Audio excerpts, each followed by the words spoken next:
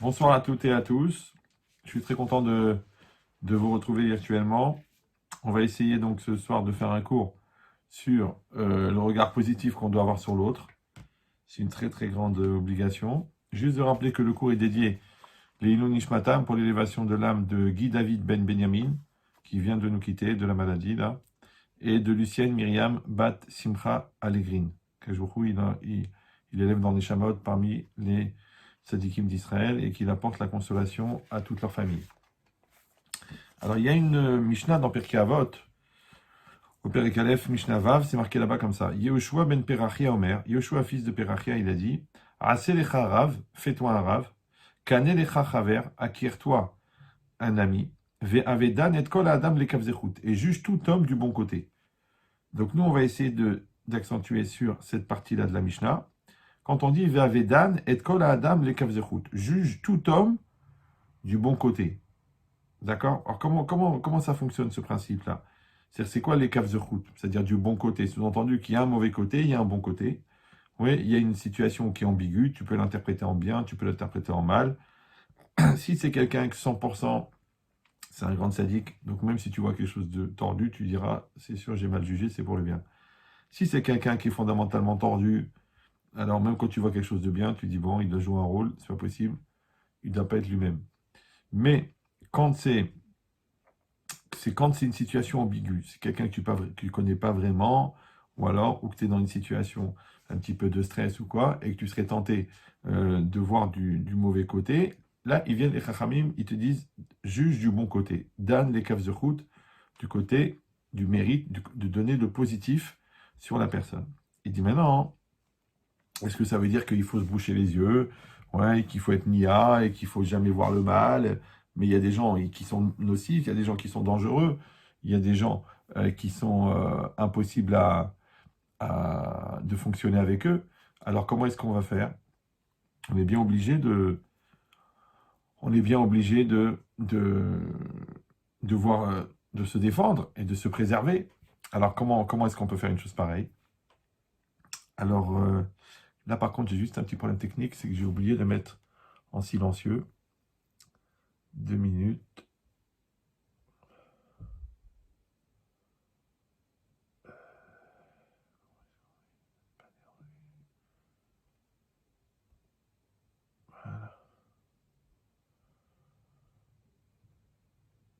Voilà, excusez-moi, j'avais oublié de mettre en silencieux. Alors, maintenant, est-ce que ça marche là? Le son est bon? Tout le monde voit ce qui se passe? Bon, je pense que ça marche. Alors, pour essayer de comprendre ça, euh, c'est que déjà, il y a une approche déjà un peu logique dans la chose. Ça veut dire que quand moi, j'ai une situation devant moi, qu'est-ce qui fait que je me mets dans un regard de jugement? Bah oui, parce que c'est marqué Ve'avedan et kol adam le kavzechut, et juge tout homme du bon côté. La première question qui se pose, c'est qui a-t-il qu'il fallait juger? D'accord? Moi, je suis dans ma vie, toi, tu es dans ta vie, chacun est dans sa sphère, chacun a ses circonstances, chacun, il a son regard, chacun, il a son approche, chacun, il a sa sensibilité. Et au fond, chacun, il est dans son macom, donc il est dans son espace, et on ne peut pas juger l'autre. Pourquoi? Parce qu'au fond, on ne sait pas qu'est-ce qu'il a vécu l'autre. Ouais, tu vois quelqu'un qui fait la tête, tu dis, ouais, je comprends pas, il fait toujours la gueule. En vérité, il a le cancer. Bon, ben, le gars, le pauvre, ouais, ou il a un enfant malade, ou quoi, donc, c'est-à-dire, toi, tu ne savais pas, tu dis, oui, mais je ne pensais pas, on m'a pas dit, ouais, quelqu'un, tu vois, il fait jamais de don à la synagogue, mais toi, tu sais, toi, que son frigo, il est vide et qu'il n'a pas de quoi manger. Donc, ça veut dire quoi? Ça veut dire que c'est quoi ce principe-là que les Chachamim, ils sont venus, et ils ont dit, juge tout homme du bon côté. Ouais, moi, j'aurais dit, ne juge pas. Alors, en vérité, l'idée, c'est que c'est comme si c'était obligatoire de juger. D'accord? C'est comme si c'était un comportement naturel de l'homme de passer sa vie à regarder l'autre et à le juger, à le jauger. Ouais, combien il pèse, combien il gagne, qu'est-ce qu'il fait, combien il a d'enfants. C'est quoi cette idée-là que je suis toujours intéressé par la vie de l'autre, d'accord? Et que je me sens obligé de juger l'autre. Pourquoi? Parce que je me sens obligé de me situer par rapport à l'autre. D'accord? C'est dans une espèce d'un petit peu d'approche psychologique ou psychiatrique, si on veut. Ouais, que quand moi, je me sens avec quelqu'un qui pourrait être un danger, d'accord, qui pourrait me remettre en cause, ou qui pourrait me faire du mal, automatiquement, je suis sur la défensive, d'accord? Donc, on va dire, oui, alors quoi, c'est les paranos, c'est les gens qui sont complexés. Non, c'est qu'en vérité, chaque situation de vie dans laquelle je rentre, ouais, eh ben, je vais me situer par rapport à l'autre. D'accord? Je vois quelqu'un qui m'impressionne, bof, je vais baisser la tête. Je vois quelqu'un que je pense qu'il est nul, paf, je vais le prendre de haut.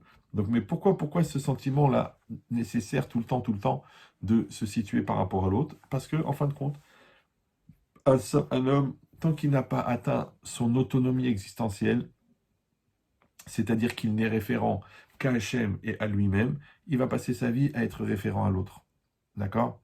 Et comment l'autre il m'a regardé, qu'est-ce qu'il a pensé de moi, et est-ce que j'étais sympa, ou est-ce que j'étais nul, ou est-ce que j'étais bon, ou est-ce que je l'ai impressionné, ou est-ce qu'il va m'écouter, ou est-ce que je peux l'influencer, ou est-ce qu'il va m'influencer, ou est-ce qu'il va me maîtriser. Donc ce rapport perpétuel par rapport à l'existence de l'autre, parce que toute l'idée c'est ça, c'est que toi tu existes et moi j'existe, mais il y a beaucoup de gens qui sont convaincus que l'autre en existant les empêche d'exister. Tu m'étouffes, tu me saoules, pour qui tu te prends, mais qu'est-ce que tu veux, et c'est quoi ça, et cette démarche, et cette manière. Pourquoi je me sens agressé par l'autre? En vérité, l'idée, c'est que l'autre, en existant, m'empêche d'exister. D'accord? Alors déjà, de ça, je vais vous soigner une fois pour toutes. D'accord? Vous l'écrivez sur un mur, vous le tatouez dans le dos de votre mari, comme ça, tiens, retourne-toi, je vais réfléchir. En fait, la phrase clé, le secret, c'est il y a de la place pour tout le monde. En vérité, il y a de la place pour tout le monde. D'accord? Personne ne dérange personne, personne ne prend la place de personne, personne ne prend le mazal de personne, personne ne prend la chance de personne, personne ne prend la parnassa de personne, personne ne prend rien de personne. Sauf si toi-même tu te mets en situation d'être pris. J'explique. Si toi, par exemple, tu es bourré de complexe, d'accord? Donc l'autre, il va te manipuler. Maintenant, comment savoir entre le pigeon et l'escroc, lequel des deux qui est le plus fautif, puisque les imbéciles fabriquent des malins et les malins fabriquent des imbéciles. Ben oui, parce que l'imbécile, en étant imbécile, il donne envie au malin d'être malin. D'accord? Et d'un autre côté, le malin, lui, c'est son métier, c'est un escroc, c'est un Madoff, c'est un embrouilleur. Donc qu'est-ce qu'il va faire? Il va chercher à mettre l'autre en situation de pigeonnerie, de l'embrouiller, de le mettre en confiance, de jouer sur l'émotion, sur la stress, sur le malaise, sur l'espoir, pour réussir à le manipuler. Donc ça veut dire que quand on est dans un rapport de vie, ben, il y a une personne d'un côté, une personne de l'autre, et puis toi tu existes et moi j'existe. Et le problème c'est que dans ce rapport d'existence commune, ce qu'on appelle vulgairement la coexistence, d'accord?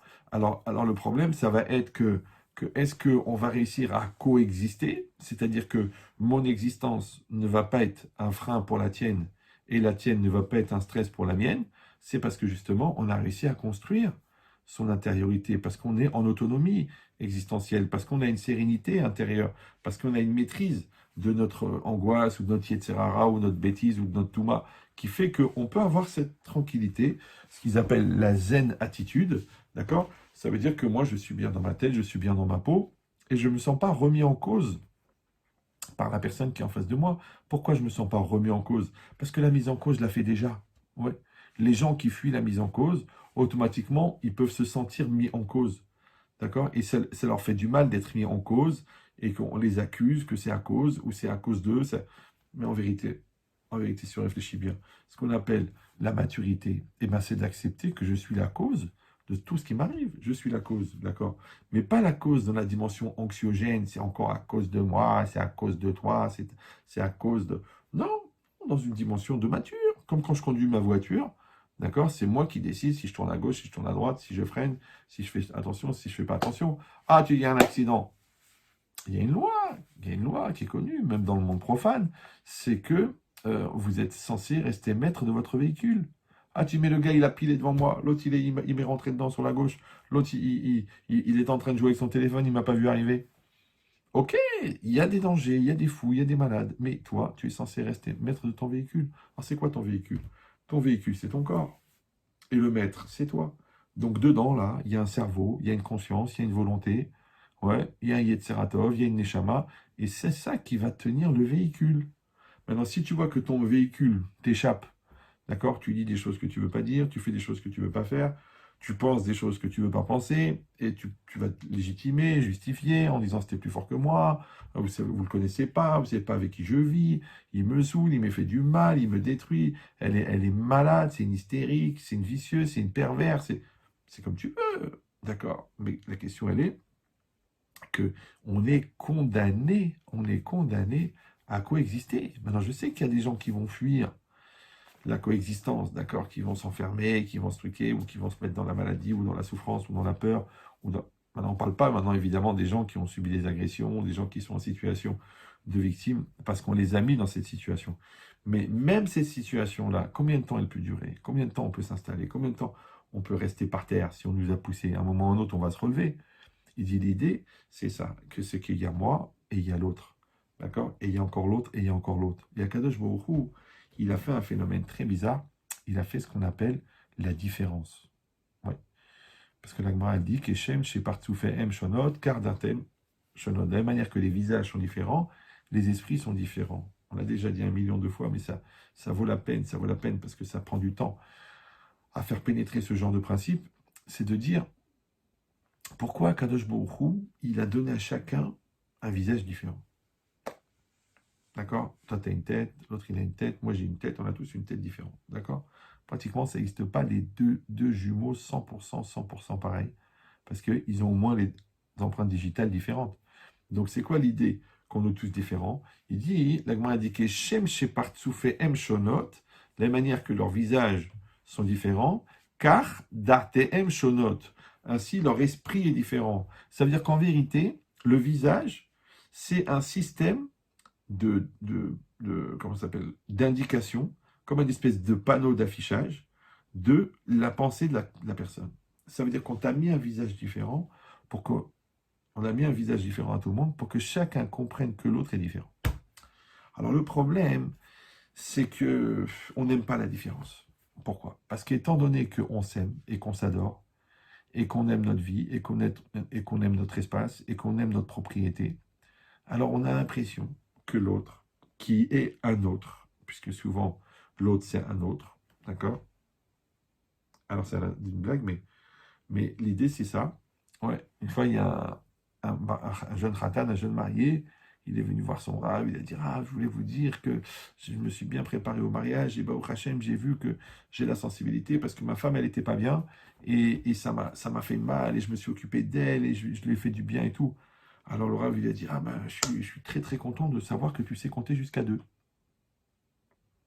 Parce que les gens, ouais, qui vont pas développer ce regard vers l'autre, qui vont pas développer cette empathie, qui vont pas aller vers le bien, qui vont pas aller chercher à faire du chesed, eh ben, ils vont s'occuper que d'eux. Donc eux, en vérité, ils ont compté que jusqu'à 1.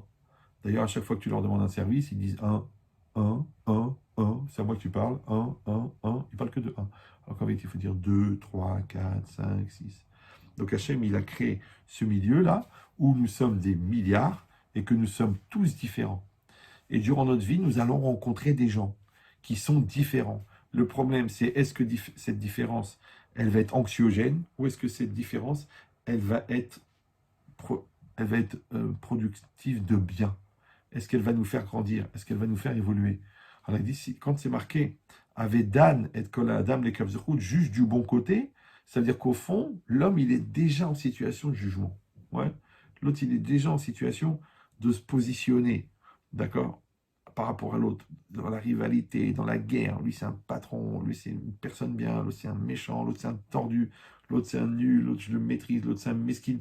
Pourquoi tu es tout le temps en train de te situer par rapport à l'autre?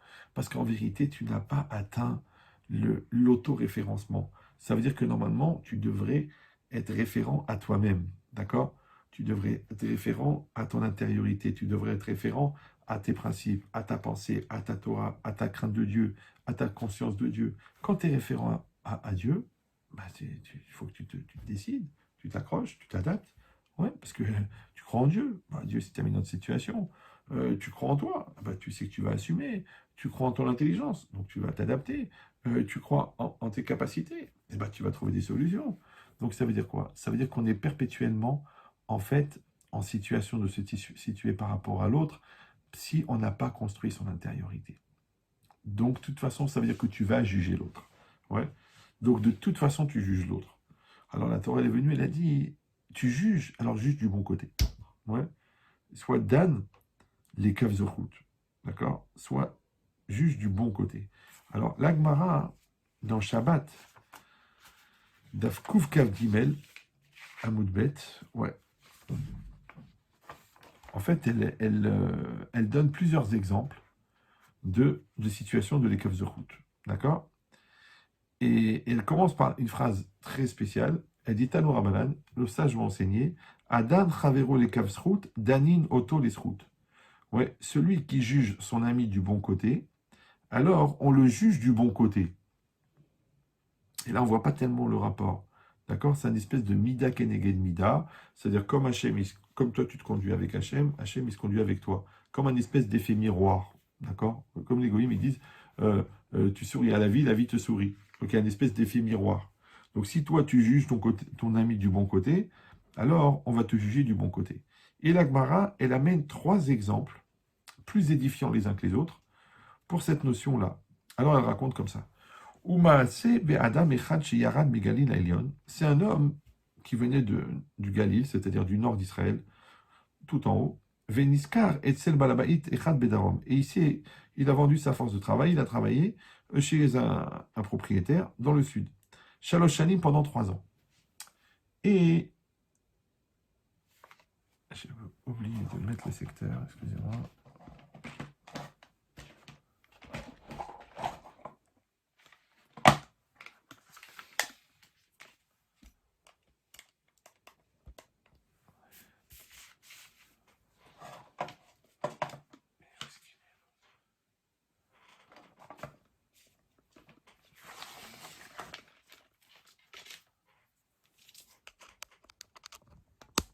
Voilà. Et donc, il a travaillé là-bas pendant 3 ans. Elle dit la Gemara, Erev Yom Kippour, la veille de Yom Kippour, Amarlo Tennis Rari, donne-moi mon salaire. D'accord? Donc, il a travaillé 3 ans, donc il n'a pas été payé pendant 3 ans. Et au bout de 3 ans, il lui dit, écoute, on est la veille de Kippour, je vais aller passer les fêtes avec ma famille, je t'en prie, paye-moi pour mon salaire. Alors, il a dit, Ve'elech, et je vais partir, Ve'ezon et Tishti, Ubanaï, et je vais nourrir ma femme et mes enfants. Amarlo en limaot. Il a dit, j'ai pas d'argent. Amarlo tenli perot, donne-moi des fruits. Amarlo enli, jette pas. Il lui a dit tenli karka, donne-moi un morceau de champ, une propriété, comme ça fais-moi un papier, comme quoi cette partie du champ elle t'appartient. Enli lui a dit j'ai pas. Tenli bema, il a dit donne-moi un animal, une vache, n'importe quoi, Enli, il dit j'ai pas. Tenli karim vekastot, il dit donne-moi des objets, c'est-à-dire des coussins, des couvertures. Enli, j'ai pas. Ashpel kelav leachoa, bon il a pris son baluchon, il l'a mis sur ses épaules. Ve'alach lebeto, bepach nefesh. Et il est parti dans sa maison avec l'arma, l'angoisse. Leachar haregel, après la fête, donc après Sukkot, donc imagine maintenant, il s'est passé Kippour, plus 5 jours, plus Sukkot, 7 jours. Après la fête, Natal Balabait Sraro, le propriétaire, là, donc le patron, il a pris le salaire de ce monsieur dans sa main. Ve'imo, machve, Gimel Chamorim, il a pris, après Massouille, trois ânes remplis de bonnes choses. Echad shel ma'achal, un âne rempli de manger. Ve'echad shel mishte, un de boisson. Ve'echad shel mine megadim, un de toutes sortes de friandises, de bonnes choses. Ve'alachlo le beto, et il a été donc dans la maison de ce monsieur-là. Donc il a fait tout le voyage, d'accord, du nord vers le sud. Après il dit, achar she achlou ve'chatou, après qu'ils ont mangé et qu'ils ont bu, Nathan Losraro, il lui a donné son salaire. Et regardez la suite de la Gemara, elle est incroyable. Amarlo, il lui a dit, Besha Amartali, Tennis Rari Amarti Eni. Ouais. Quand tu m'as dit, donne-moi mon salaire, et que je t'ai répondu, j'ai pas. Bema Eni Maot, je n'ai pas d'argent. Bema Chachatani, de quoi tu m'as soupçonné? Vous avez compris la situation. Le gars, ça fait 3 ans qu'il travaille. Donc il sait très bien qu'à un moment ou à un autre, il va falloir le payer. Ouais. Et il arrive au moment où il lui demande le salaire, et l'autre, qu'est-ce qu'il lui répond? J'ai pas. Il dit, de quoi tu m'as soupçonné? Amarti, l'autre il a répondu, il a dit, j'ai dit dans ma tête, Shema pragmatia bezol nisdamna lecha. Peut-être que, enfin non, il lui a dit carrément, il dit peut-être qu'il y a un business, une marchandise qui s'est présentée à toi. Vela karta baen. et t'as acheté cette marchandise, c'était une opportunité avec tout le cash que tu avais, tout l'argent liquide. Bon. Mais quand je t'ai demandé, donne-moi un animal, et il a dit, alors j'ai pensé peut-être que tu les avais loués, tous tes animaux, tu les avais loués à quelqu'un d'autre. Il dit, Bécha, chez Amarty, et au moment où je t'ai dit, donne-moi un champ, et je t'ai dit, j'ai pas, qu'est-ce que tu as pensé? Il dit, peut-être j'ai pensé que euh, elles étaient prêtées à d'autres personnes, ces champs-là, tu ne pouvais pas me les donner ou louer. Après, il a dit, au moment où je t'ai dit, je n'ai pas de fruits, il a dit, j'ai pensé que peut-être qu'elles sont pas, tu n'as pas prélevé le maaser, donc tu as eu peur que moi je vais les manger sans prélever le maaser, et c'est un sourd. Donc c'est pour ça. Béchache, au moment où je t'ai dit, donne-moi des coussins, des couvertures, de quoi tu m'as soupçonné? Il a dit, je me suis dit, peut-être que tu as rendu Ekdesh, c'est-à-dire tu as offert au temple tous tes biens, et c'est pour ça que tu n'as pas pu me donner. Et là, il lui a répondu une chose incroyable. Il a dit, Amarlé à Avoda, par le service divin, c'est-à-dire c'est une manière de jurer. Car Aya, comme ça c'était, c'est-à-dire exactement toutes les raisons que tu as imaginées, c'est exactement ce qui s'est passé. Il dit, où est-ce qu'il est? Et Darti Kol Nechasai Bishvil Orkenos Beni. En fait, j'ai fait un éder, d'accord, sur tous mes biens, à cause de Orkenos Beni, mon fils Orkenos, Shelo Asak Batora, avec Kishebati et Tsel Chaviri. Il a dit, après, on m'a enlevé mon vœu, et donc à ce moment-là, j'ai pu te donner tout ce que je te devais, plus les cadeaux que je t'ai amenés. Allez, et là, il dit cette phrase à nouveau, Keshem Shedan Tani Lesrout, Amakom Yadi Notra Lesrout. Et de la même manière que toi, tu m'as jugé du bon côté, Amakom, ça veut dire Hachem, ouais, le lieu, ça veut dire Hachem ici, comme le Amakom Baruchou, ouais, dans la Haggadah, ou Baruch Amakom. Il dit, de la même manière que tu m'as jugé du bon côté, Hachem va te juger du bon côté. Bon, ça, c'est l'exemple qui est donné par la Gemara. La vérité, nous, quand on réfléchit à un cas de l'écave de route, un cas de quelqu'un qui nous fait du mal, ou quelqu'un qui nous truc, et ou qui est ambigu, et on a du mal à juger du bon côté, on ne va pas juger un cas tellement extrême. Le gars, ça fait 3 ans qu'il travaille, d'accord? Ouais, il vient je lui dis, paye-moi, il me dit, j'ai pas d'animaux, mais je travaille là-bas, je sais très bien qu'il a des animaux. Ouais, il me dit qu'il n'a pas de champ, mais je sais très bien qu'il a des champs. Et, il me dit qu'il n'a pas d'ustensiles, il n'a pas de carim et de castode, de couverture, mais je sais très bien qu'il en a. Donc c'est quoi cette idée-là? C'est quoi cette idée-là? Que la Gemara, elle a pris un exemple, entre guillemets, qui est un peu tiré par les cheveux, qu'il faut aller chercher un lécave de route extraordinaire. Il dit en vérité, c'est ça, c'est un exemple de la Gemara, d'accord? Que, en fait, une personne, et c'est ça, c'est très très connu, c'est du vécu, que plus la personne elle est grande, et plus la personne elle est de valeur, et plus la personne, tu sais que c'est une personne sérieuse, ouais, et plus tu dois juger du bon côté. Bah oui, bah oui, parce que c'est comme quelqu'un qui arrive toujours à l'heure, et tu vois qu'il n'arrive pas, bah tu dois vérifier qu'il n'est pas à l'hôpital, parce que c'est un gars qui arrive toujours à l'heure. Par contre, le contraire, quelqu'un qui ment tout le temps, quand il dit la vérité, tu n'arrives pas à le croire. Ce qu'a dit la Gemara. Elle dit la punition du menteur, c'est que quand il dit la vérité, on ne le croit plus. Donc cette logique-là, c'est quoi? C'est que ici, la Gemara, elle a donné un exemple d'un niveau de l'écave de route, c'est-à-dire d'une épreuve pour juger l'autre positivement, qui est très forte. Mais attendez, la Gemara, elle continue. Elle donne un deuxième exemple. Tano Rabbanan. Maaseh bechassid echad. Il y a une histoire avec un chassid, donc c'est-à-dire un juif très, très, très pratiquant, très investi dans sa religion. Shepada riva achat bat Israël. Ouais, parce qu'il y a une mitzvah.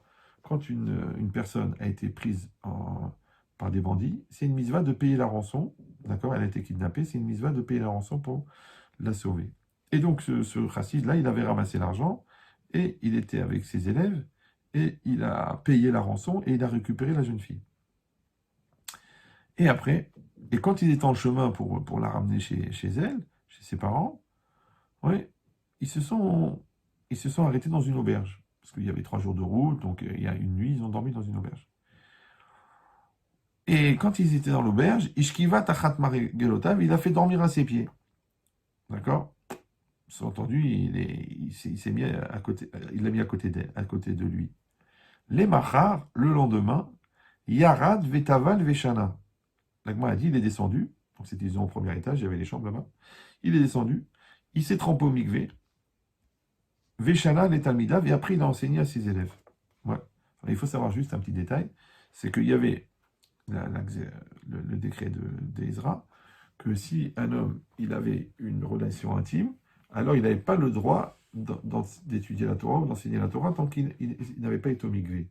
Donc maintenant, regardez la situation. Maintenant, cet homme-là, c'est un chassid, ouais, il a pris la jeune fille avec lui, il l'a mis là-bas, d'accord, dans la chambre, ou quoi, il l'a mis à côté de lui.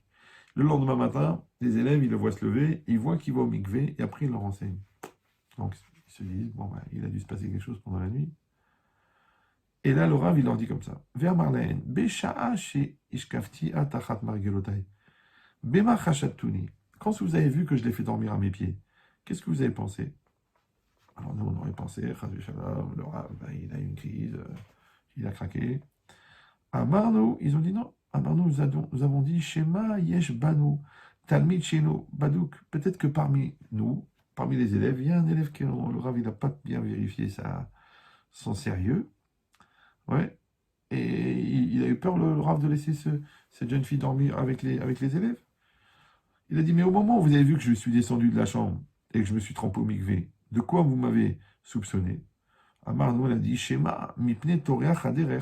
Peut-être à cause de la fatigue du chemin, Irakeri. Peut-être que le Rav, il a eu un écoulement malencontreux de semences à cause de la fatigue du chemin. Oui. Alors, il leur a répondu à Avoda, toujours pareil, par le service divin, il a juré, car Aya, comme ça, c'est passé. Ve'atem et vous, keshem shedan tuni de kavzrut, de la même manière que vous m'avez jugé du bon côté, alors Amakom yadin etrem de kavzrut, alors Hachem aussi vous jugera du bon côté. Là aussi, on a du mal à comprendre, mais là, on est monté dans un niveau, au niveau de l'ambiguïté, d'accord? Parce qu'il s'agit d'un chassid, et il s'agit d'une situation un petit peu bizarre au niveau des mœurs, d'accord? Et là, on nous demande de juger positivement, et effectivement, c'est ce qu'ils ont fait, et effectivement, ils ont bien fait, puisque c'est exactement ce qui s'est passé. Maintenant, il se repose toujours la question, mais quel rapport entre le fait que moi, j'ai jugé positivement mon prochain, d'accord? J'ai une épreuve avec l'autre, j'ai vu quelque chose chez l'autre qui est ambigu, et j'ai décidé de juger du bon côté, et le fait qu'à cause de ça, Hachem va me juger du bon côté. Mais ça n'a rien à voir. Parce que les rapports que j'ai avec Hachem, d'accord? Moi, je dois manger cachère, je dois mettre les tefilines, je dois faire Shabbat. Ça, c'est moi et le bon Dieu. À part ça, j'ai des rapports avec l'autre, d'accord? Je lui parle, je le respecte, je suis gentil, je suis sérieux, ou je suis méchant, je suis tordu, je le vole, d'accord? Mais comment les deux comptes, entre guillemets, ils peuvent se compenser l'un l'autre, d'accord? Parce qu'en plus, ça, bah, c'est du Ben Adam Lachavero, ça, c'est du rapport humain, c'est des mises-votes que j'ai envers l'autre, et ça, c'est du rapport divin, c'est-à-dire du rapport au divin que, je crois, il me demande certaines obligations, des mises-votes, de mettre les filines, de faire les choses, bon. Maintenant, moi, j'ai pas mis les téfélines. Moi, j'ai pas fait le Shabbat, d'accord? Alors, c'est un problème que j'ai avec le bon Dieu, c'est un compte spécial. Et maintenant, il vient, la Gemara, elle dit, oui, c'est vrai, puisque toi, tu t'es conduit bien envers ton prochain, parce que tu as jugé l'autre du bon côté, d'accord? Tu as eu un regard positif sur l'autre. Alors, Hachem aussi, il va te juger du bon côté. Mais quel bon côté? Maintenant, je n'ai pas mangé cachère. Quel bon côté? Je ne fais pas Shabbat. Il va me dire, oui, oui, oui, c'est pas grave, comme tu es gentil avec tes copains, ah, tous les humanistes, ils vont venir, ils vont dire, ah, tu vois, ce qui compte, c'est d'être gentil avec les autres, c'est d'être tolérant, c'est d'être sympathique, c'est d'être généreux. Tout le reste, c'est fini, c'est de la littérature rabbinique. Non, non, non, non, non, jamais, chas v'shalom, tu peux enlever une miette de la Torah, tu peux enlever une halakha, à plus forte raison, des choses aussi fondamentales que le Shabbat, que la cacheroute, que les téphilines. Et c'est vrai qu'il y a une tendance comme ça avec les humanistes et tout ça, ils ont dit ça y est, maintenant c'est une religion différente, on n'a pas besoin de toutes ces lois archaïques, de toutes ces contraintes, du Shabbat, de la cacheroute, de l'interdit de se marier avec les autres peuples. Non, il faut être ouvert d'esprit, il faut être tolérant, il faut être généreux. Ça suffit, c'est très bien, d'accord? Il dit non, non, non, non, non, mais non. Pourquoi? Parce que déjà, le fait de décider qu'est-ce qui est important, qui n'est pas important dans la Torah, déjà, c'est un manque de crainte de Dieu, et surtout, c'est une manière de se mettre à la place de Dieu. Parce qu'Hachem, il est venu. Il a donné 613 mises-votes. Dans ces 613 mises-votes, il a donné des mises-votes, comme les téphilim, comme la cacheroute, comme la souka, d'accord? Et toi, tu viens, tu dis non, non, non, tu comprends, au supermarché de la Torah, moi je fais mon choix, ça je prends, tout ce qui tout ce qui m'intéresse, tout ce qui me fait plaisir, tout ce qui me fait du bien, tout ce qui me dérange pas, ok, je le prends. Mais le reste, je le prends pas. Mais c'est pas à nous de choisir. Ouais, on peut pas se permettre de décider qu'est-ce qui est important, qu'est-ce qui n'est pas important dans la Torah. Toute la Torah, elle a été donnée, elle est entière, elle est à 100%. Attendez 2 minutes parce qu'il faut que je vérifie le niveau de la batterie, je ne sais pas ce qui se passe. Ah bah oui, ça marche. Bon. Donc ça veut dire quoi? Ça veut dire que on n'est pas au supermarché de la Torah ici. Ouais. Parce que si tu es au supermarché, ça veut dire que toi tu décides qu'est-ce qui est important, pas important. Ça veut dire qu'en vérité c'est toi le bon Dieu. Alors je vous rappelle qu'il y en a un seul de Dieu.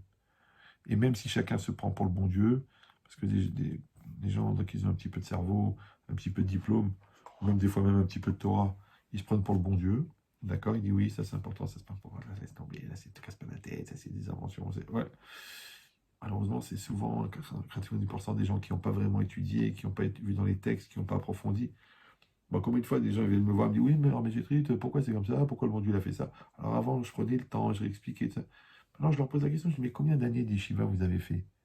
Il m'a dit, bah aucune. Je dis, bah alors fermez-la. Bah oui, est-ce que tu peux rentrer en pleine opération du cœur? Et il dit au médecin, c'est pas comme ça qu'il faut faire. Ça sert à rien de faire ça. Est-ce que tu peux rentrer dans une centrale nucléaire? Il dit, ah, ces tuyaux-là, ils servent à rien, il y en a trop, il y a trop de boutons.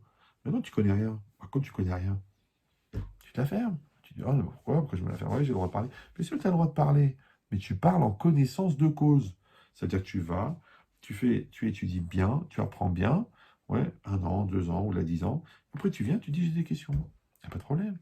Mais si tu as des questions sur la base de ton ignorance, d'accord, et surtout dans une question critique, parce qu'une question pour comprendre, c'est une mitzvah d'apprendre, ouais, mais une question qui est basée sur la résonance de la contrainte. C'est-à-dire que comme ça te saoule, comme tu n'as pas envie de te prendre la tête à faire Shabbat, alors que tu commences à inventer que le Shabbat, c'est pas important. Ouais, comme tu ne veux pas te soucier de mettre les tefilines le matin, donc tu dis les tefilines, c'était l'ancien temps. Comme tu ne veux pas aller envoyer ta femme au mikvé, tu dis bon, écoute, c'est de l'hygiène, tout ça, on a une très bonne salle de bain. Non, non, à Botaï, c'est pas le sujet, mais je vous le dis quand même. Il n'y a aucun intérêt à rendre la Torah humaine. Ben non, parce que le seul intérêt de la Torah, c'est qu'elle est divine. Donc si toi, tu vas la rendre humaine, eh ben, elle perd son caractère principal, qui est le fait que c'est un message divin qui te permet d'avoir un lien avec le divin. Et c'est ça l'idée. Alors, attendez. Il y a encore un problème de... Donc, je vais essayer de régler ça tout de suite. Ne le prenez pas mal.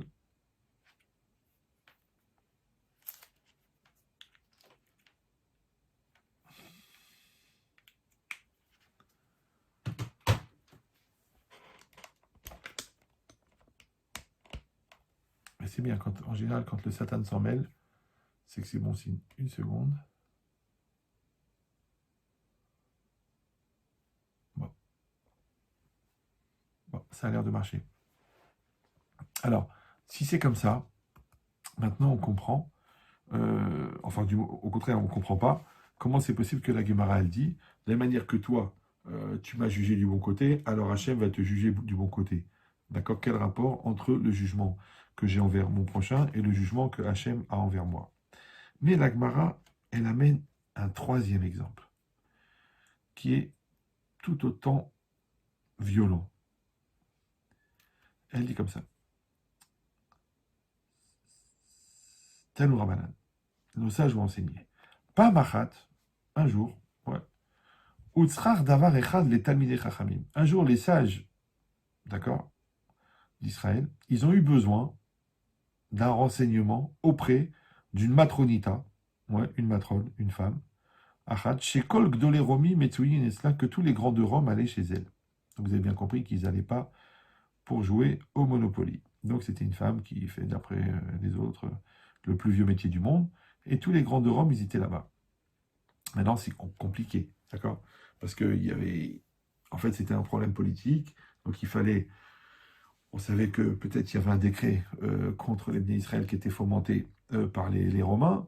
Et maintenant, il faut aller voir cette femme pour essayer de lui tirer les vers du nez, pour savoir exactement qu'est-ce qui se passe, pour pouvoir agir et influencer la politique pour pas, chas v'shalom, que les gouvernements de Rome fassent du mal au béni Israël. Maintenant, il faut aller là-bas. Maintenant, le problème, il demande chacun un mot, mi yeler, qui c'est qui va aller? Ouais. Amar Rabbi Yoshua, il a dit, je vais aller, Ani yeler, moi je vais aller. Bon, alors Rabbi Yoshua, il faut savoir que c'est celui qui devait remplacer Rabban Gamliel. C'est une sommité, d'accord, de l'époque de la Gemara, c'est-à-dire c'est un puits de science, c'est une kedusha incroyable et une pureté incroyable. Bon, c'est lui qui va là-bas. Bon, alors, Rabbi Yoshua, il a été Rabbi Yoshua Vetalmidam avec ses élèves. Donc si vous voulez, à chaque fois qu'il se promenait avec tous ses élèves. Kevan chez Gia les Petach Beta, lorsqu'il arrivait à la porte de cette femme, de la maison de cette femme, Khalas Tefilav, il a enlevé ses téfilines, parce qu'il portait les téfilines jour et nuit, jour et nuit, toute la journée. Berachok Arbaamot, à 2 mètres de la porte de cette femme. Venirnas, et il est rentré chez cette femme. Vena'a la delet bifneem, et il a fermé la porte devant eux. D'accord? Bon, déjà, il n'était pas obligé de rentrer.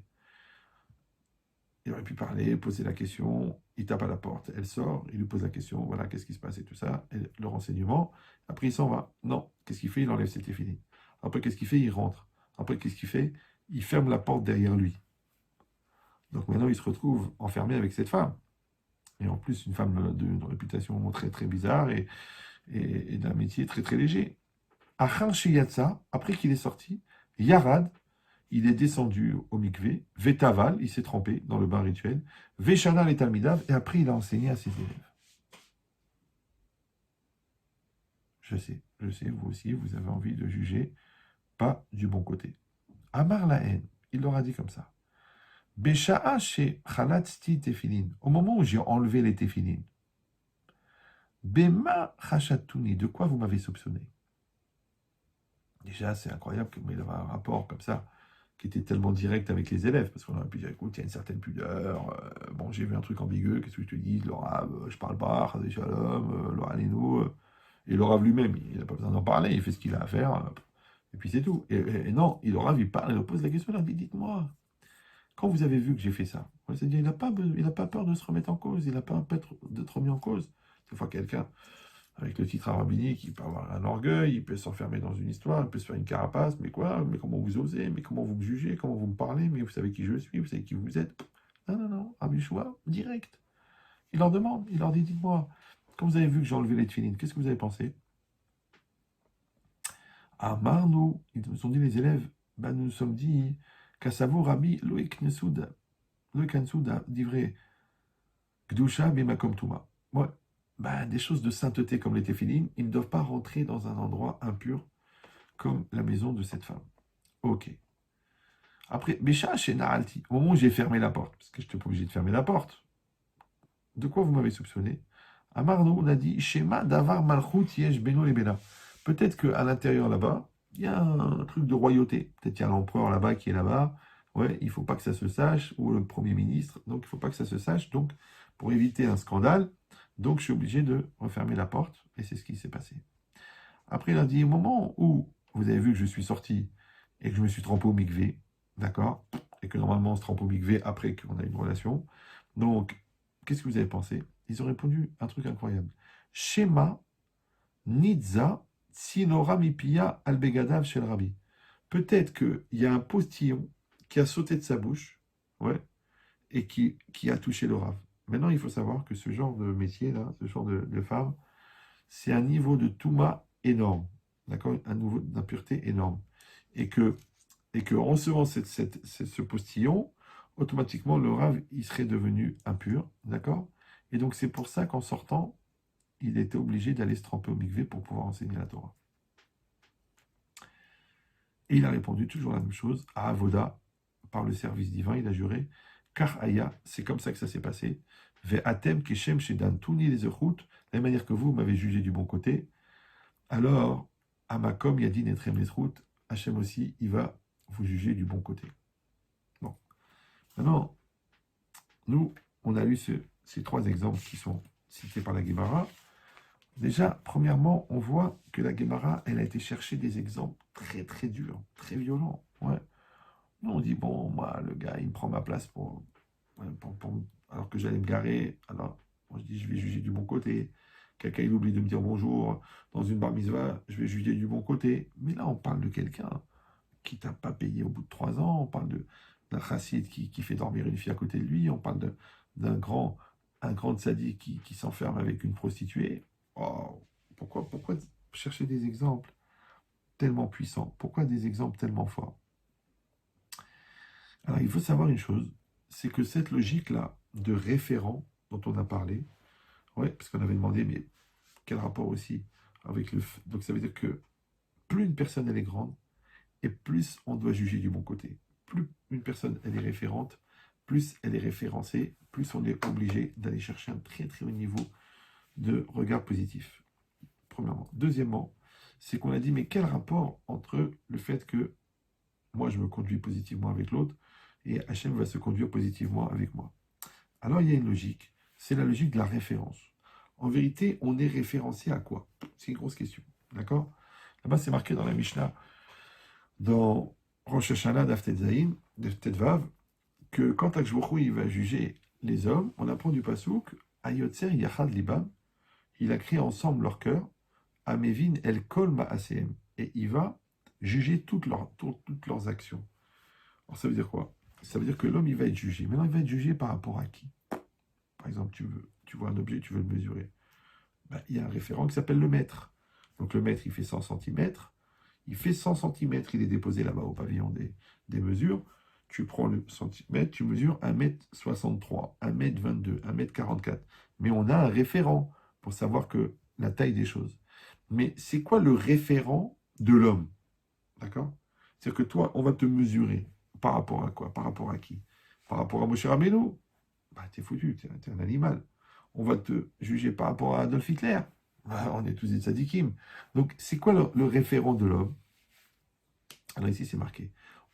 En fait, tu es référencé par rapport à toi-même. Ça, c'est ce qui est marqué Amévin, celui qui comprend El Kol Ma'asem, tous leurs actes. C'est-à-dire que dans ta vie, il y a ce qu'on appelle le Chol et le Kodesh. Il y a le profane et le saint. D'accord? Il y a toutes les mitzvot que tu dois accomplir en tant que juif, serviteur d'Hachem. Et d'un autre côté, il y a aussi le Chol. Eh ben, tu travailles, et tu vas au cinéma, et tu vas à la piscine, et tu... Ok. Alors, qu'est-ce qu'on va faire? On va regarder le comportement que tu as dans le profane et le comportement que tu as dans le Chol, dans le Kodesh, je veux dire, dans le saint, dans la mitzvah. D'accord? Si je vois que tu cours pour aller au cinéma, mais que tu traînes les pieds pour aller à la synagogue, ça va être compliqué. D'accord? Si je vois que tu peux rester debout toute la nuit à danser en boîte, et quand je te dis reste debout pour la répétition de la Hamida, pour la Chazara, et tu me dis ah je suis fatigué, j'ai pas le truc, mais je crois pas, tu restes toute la nuit debout en boîte de nuit. On regarde, on compare, ouais. Si tu dis tu sais, j'ai très très faim, je suis obligé, je peux pas faire le jeûne, c'est difficile pour moi. Ah bon, et quand tu as voulu perdre 14 kilos, là tu as jeûné pendant un mois, ça te dérangeait pas, ouais. Mais pour Hachem, tu n'arrives pas à jeûner. Ça veut dire quoi? Ça veut dire que en vérité, dans tous les actes d'un homme, il va y avoir le référent de l'homme à lui-même. D'accord? Quand je vais voir que tu es patient avec les enfants du voisin, je vais dire comment ça se fait que tu n'es pas patient avec les tiens. D'accord? Quand je vais voir que tu es tellement cool avec les clientes, je vais essayer de comprendre pourquoi tu es tellement intransigeant avec ta femme, avec ton mari. Donc ça veut dire quoi? Ça veut dire que Kolma ACM, tous les actes, un homme, c'est une entité. Donc, les référents, ils doivent être égaux. Les référents, ils doivent être équilibrés, ils doivent être harmonieux. Donc, si tu es gentil, ben, tu es gentil avec tout le monde. Si tu es patient avec tout le monde. Si tu t'investis avec tout le monde. Il dit, ça veut dire quoi? C'est-à-dire que si je vois, moi, que tu manques de respect pour l'autre, ouais, si moi je vois que tu manques de jugement positif pour l'autre, eh ben, je vais regarder comment tu regardes l'autre et je vais te regarder comme ça. Ça veut dire que l'intransigeance que tu as envers l'autre, ça va être le degré d'intransigeance qu'on va avoir avec toi. Le degré d'intolérance que tu vas avoir avec l'autre, c'est le degré d'intolérance qu'Hachem il va avoir avec toi. Ça veut dire quoi? Ça veut dire deux choses. Ça veut dire que l'autre, il est mon instrument de mesure, ouais, et que Hachem, lui, il a qu'à me regarder comment moi je me conduis avec l'autre pour savoir comment est-ce que lui va se conduire avec moi, premièrement. Mais deuxièmement, puisque ça dépend tellement de l'autre, ça veut dire aussi que ça veut dire aussi que l'autre, c'est pas seulement un référent, c'est aussi un outil, un exercice de devenir. Ah ben oui, parce que si on croit en Dieu, si on ne croit pas en Dieu, il vaut mieux habiter un étage élevé. Mais si on croit en Dieu, d'accord? Donc, on sait très bien que avec Zivogim, Hachem, il crée des couples. D'accord? Maintenant, les trois quarts des gens, ils sont concentrés sur le fait que Dieu, il crée des couples. Ça veut dire chacun, il rencontre la femme qu'il doit rencontrer, chacun, il rencontre le mari qu'il doit rencontrer. Mais ce n'est pas seulement le mariage.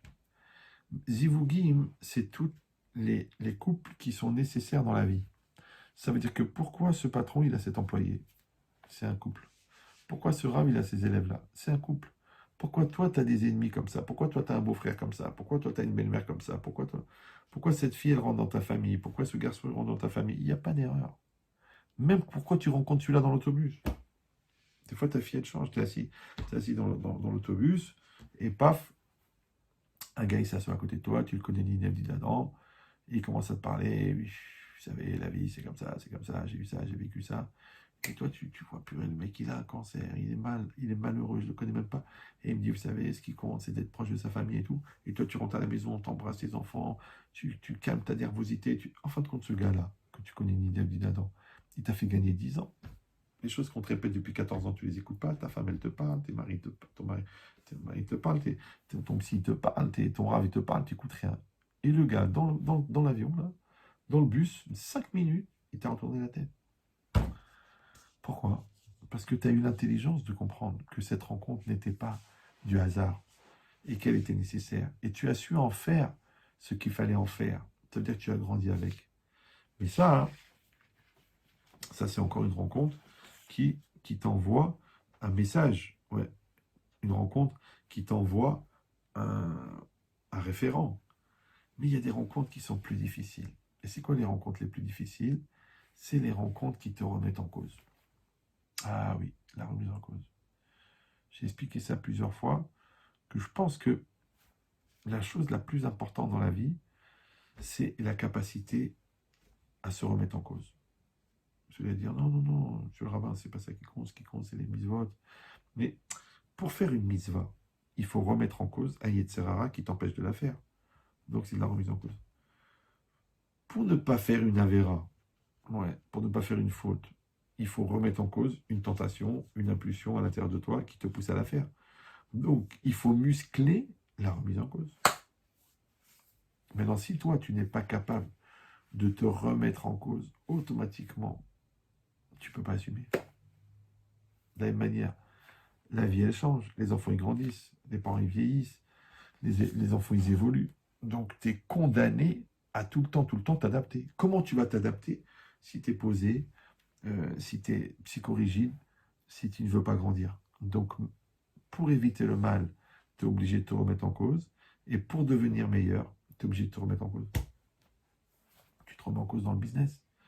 Ouais, même là, les gouvernements, ils ont dit, bon, ben après l'épidémie, il va falloir se remettre en cause, il va avoir un nouveau regard sur le rapport à l'autre, un nouveau regard sur la vie en communauté, un nouveau regard sur le travail, un nouveau regard sur l'économie, un nouveau regard sur...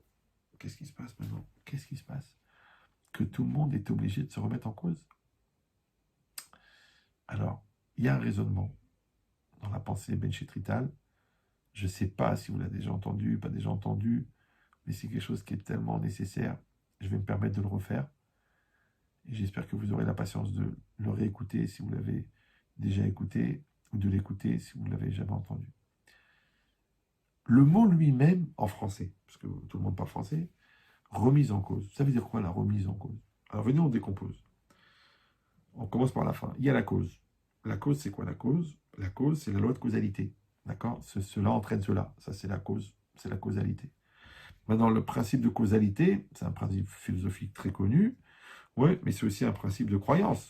Pourquoi? Parce que nous, on sait que chaque chose a une cause, et que cette cause-là, elle a une cause, et cette cause-là, elle a une cause, et la cause de la cause de la cause de la cause de la cause, jusqu'on arrive ce qu'on appelle à la cause des causes, Sibat à Sibot, qui est Hachem. On sait qu'Hachem, il est la cause de toutes les causes. Ok. Donc, ça veut dire que la cause, c'est la loi de causalité. Super. Après, on vient, on dit la mise en cause. C'est quoi la mise en cause?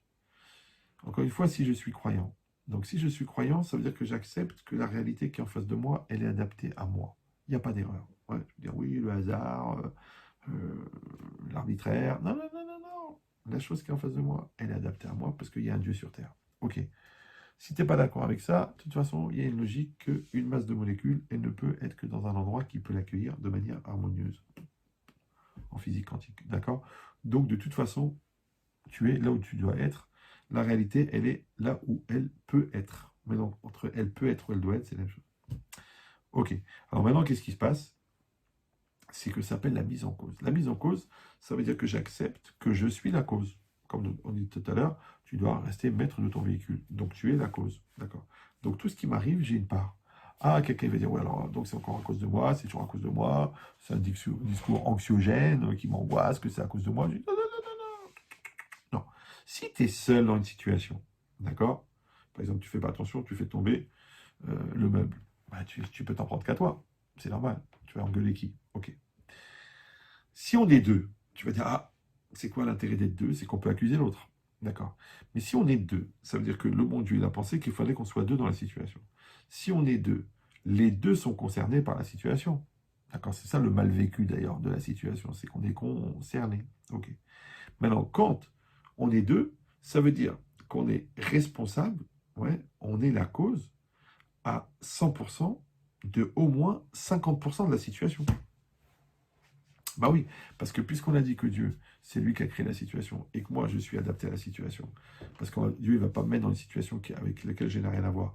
Donc, ça veut dire que je suis mis en cause par rapport à la situation. C'est moi la cause. Ok. Ah, je suis 50%, 50%, puisqu'on est deux. D'accord. Si on est 3, 33%. D'accord. Si on est 5, 20%. Mais je ne peux pas dire que j'ai rien à voir. Je ne peux pas dire que ça ne me concerne pas. Je ne vais pas dire c'est toi la folle, c'est toi le fou. Ben va chez un psy. Non, non, parce qu'on est deux. Donc si moi je suis dépressive, toi tu as un rapport avec ça. C'est ton caractère pourri. Ouais. Et si moi je suis mal élevé, eh ben, c'est à moi de maîtriser ma bouche. Ah, j'y arrive pas parce que tu me pousses à bout. Mais moi je suis une épreuve pour toi, tu es une épreuve pour moi. Toute la vie c'est comme ça. Ouais. Donc ça veut dire quoi? Ça veut dire que il y a une espèce d'homogénéité, positive ou négative, dans une réalité qui se crée à partir du moment où les choses elles se mettent en place. Voilà, voilà, voilà. Ça s'appelle en français la mise en cause. D'accord. Maintenant, j'ai jamais compris pourquoi est-ce que les gens, quand ils sont mis en cause, ils le prennent mal. Ah bah, si tu me mets en cause, c'est encore à cause de moi. Ouais. Alors qu'en vérité, quand je dis que tu es la cause, ça veut dire que je te dis aussi que la chose est entre tes mains. Ça veut dire que si c'est toi le problème, c'est toi la solution. Donc ça veut dire que tu peux t'en sortir. Tu peux régler la chose puisque c'est entre tes mains. C'est toi qui tiens le volant. Donc c'est vrai que si tu es négligent, je vais t'accuser d'accident.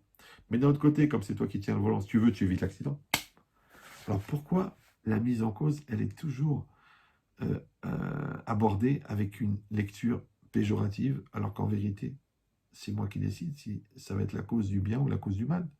Donc ça, c'est la mise en cause. C'est-à-dire qu'il y a la cause globale, et moi, je suis mis en cause. On me met à la situation, à la place de la cause. D'accord? Ok. Quand je vois la boule de bière qui avance, je dis, mince, un miracle. Mais non, bah, c'est toi qui tiens le bâton.